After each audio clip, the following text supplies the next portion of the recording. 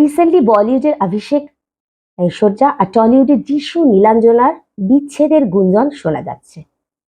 এই যে একটা দীর্ঘ দাম্পত্যের পরে একটা বিচ্ছেদ, এটাকে বলা হয় গ্রে ডিভোর্স।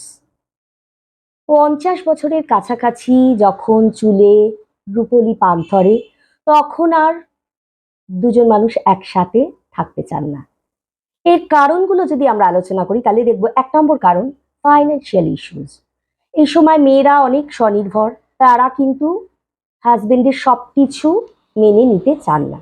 2 নম্বর, এই সময় এমটি নেস সিনড্রোম দেখা যায়, অর্থাৎ দুজনের যে সেতু ছিল সন্তান, তারা বাইরে চলে যায়, তাই এক ছাদের তলায় আর থাকতে ইচ্ছে করে না।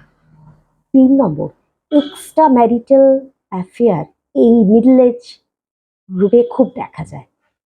তারপরে যেটা কারণ থাকছে, এই সময় দুই বাড়িরই বাবা মারা গত হয়ে যান, তাহলে সেই যে একটা সম্পর্ক চালিয়ে নিয়ে যাওয়ার তাগিদ আর থাকে না।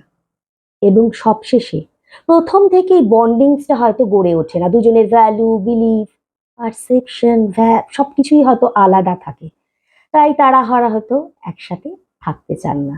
তো আপনারা কি মনে করেন, অ্যাডজাস্ট করে একসাথে থাকা নাকি নতুন ভাবে জীবনটা শুরু করা, কোনটা বেশি ভালো বলে মনে করেন? কমেন্টে লিখে জানান।